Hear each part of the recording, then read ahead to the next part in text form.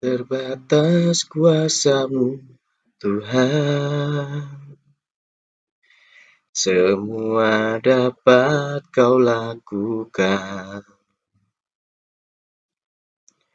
Apa yang kelihatan mustahil bagiku, itu sangat mungkin bagimu. Salam damai dan sejahtera Kristus, anak-anakku semua. Apa kabarmu? Baik-baik saja, bukan? Kembali lagi kita berjumpa dalam pembelajaran pendidikan agama Katolik.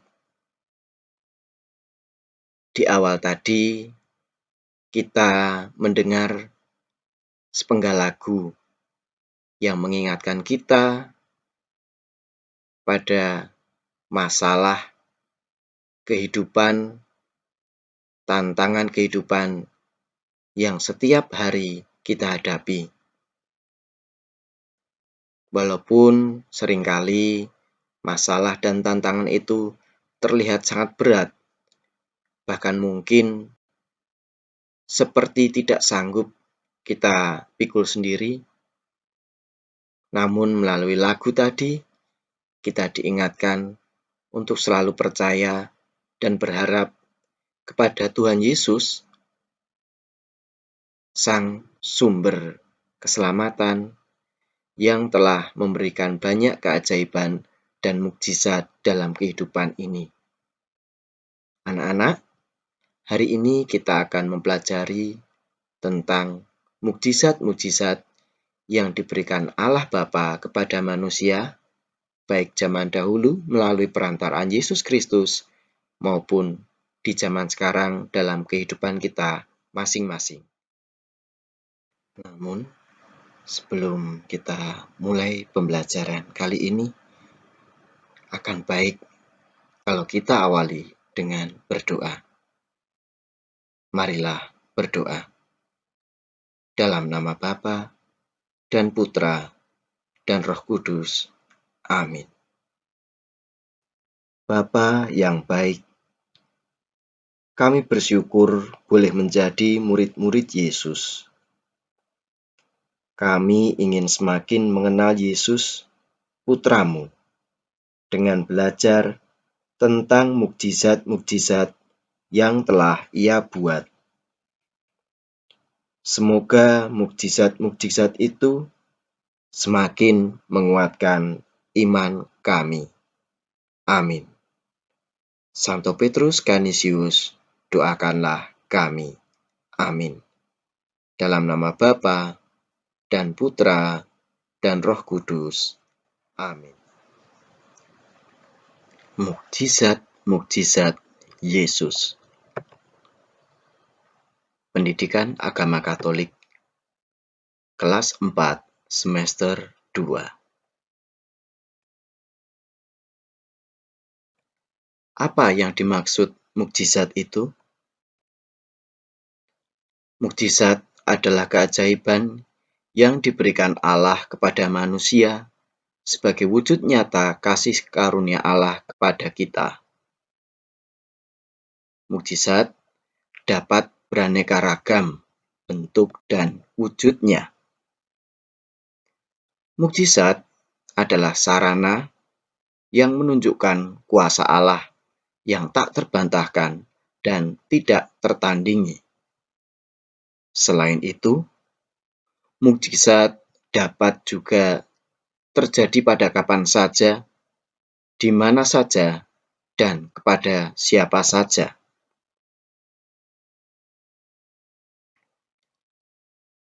Mukjizat pada zaman dahulu. Mukjizat yang diberikan Allah kepada manusia di zaman dahulu tercatat dalam kitab suci. Ada banyak mukjizat dalam kitab suci, baik yang besar maupun yang kecil. Mukjizat pada zaman dahulu dimulai dari zaman para nabi hingga turunnya Yesus Kristus ke dunia. mulai dari kisah penciptaan pada zaman Nabi Adam dan Hawa, Nabi Musa yang membelah Laut Merah, hingga kebangkitan Kristus dari alam maut.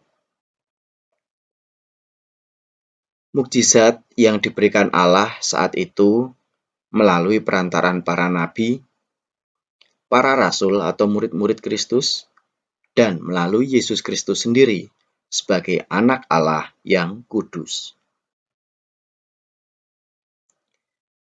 Karenanya, banyak orang yang takjub, heran, bahkan takut akan berbagai mukjizat yang terjadi, sehingga mereka bertobat dan menjadi percaya. Sedangkan mukjizat pada zaman sekarang berbeda keadaannya. Mukjizat di zaman ini sebenarnya tak kalah ajaib dengan mukjizat pada zaman dulu. Asal anak-anak tahu, Allah tetap menunjukkan kasih dan kuasa-Nya dalam berbagai mukjizat saat ini. Mukjizat di zaman sekarang bisa melalui perantaran orang-orang kudus seperti santo, santa, atau beato, bisa juga melalui manusia biasa seperti kita. Masyarakat pada zaman sekarang sayangnya sering tidak mengerti bahwa mukjizat sedang terjadi. Salah satu contohnya, mukjizat yang terjadi setiap saat adalah jantung kita yang berdetak, memompa darah ke seluruh tubuh kita. Itu adalah suatu mukjizat, keajaiban yang diberikan oleh Allah. Jantung kita tidak digerakkan oleh listrik ataupun oleh bahan bakar, melainkan oleh roh yang ditiupkan Allah di dalam diri kita masing-masing. Akibat dari manusia zaman sekarang yang tidak mengerti terjadinya mukjizat adalah merasa tidak peduli dan tidak percaya dengan adanya mukjizat. Karenanya, masyarakat zaman sekarang tidak bertobat, menjauh dari Allah, dan semakin terjerumus ke dalam dosa.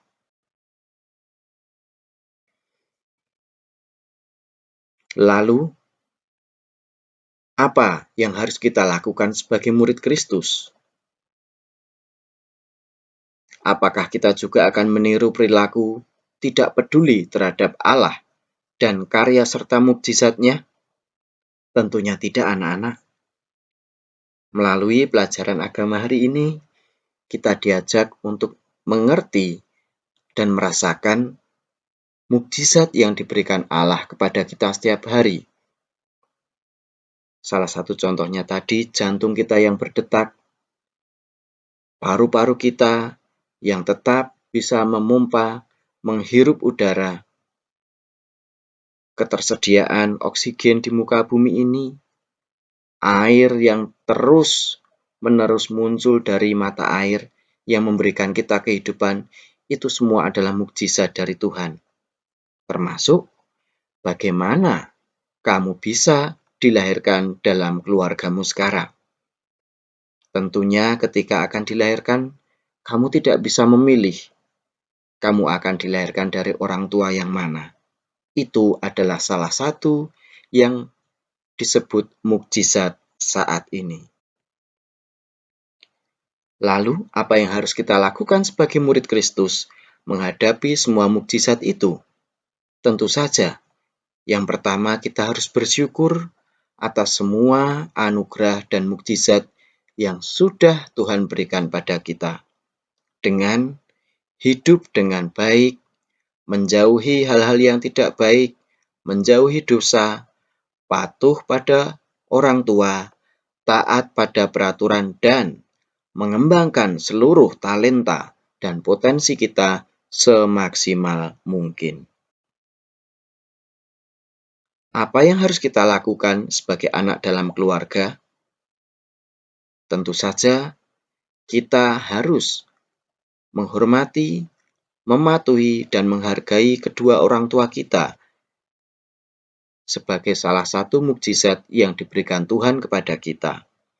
Kita juga harus mengasihi saudara kita dan orang tua kita. Sebagai murid Kanisius, apa yang harus kita lakukan? Kita harus disiplin, patuh, jujur, berani dalam menegakkan kebenaran, dalam belajar, dalam menuntut ilmu. Kita harus bersukacita dan bergembira, bersyukur sebagai murid-murid Kanisius. Nah, anak-anak, ada tertulis yang berasal dari terang akan kembali pada terang. Artinya, jika kita semua berasal dari Allah Bapa ketika diciptakan, maka akan kembali kepada Allah Bapa. Maka dari itu, melalui pelajaran agama hari ini, dengan menyadari kemurahan hati Allah melalui mukjizat-mukjizat yang Ia berikan tiap hari, Pak Vitus mengajak kalian untuk menyadari kemurahan kasih Allah dalam hidup kita.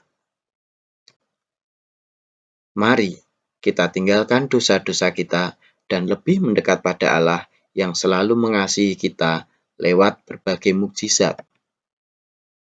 Semoga Allah Bapa selalu mengasihi kita dan berkenan mengampuni dosa-dosa kita.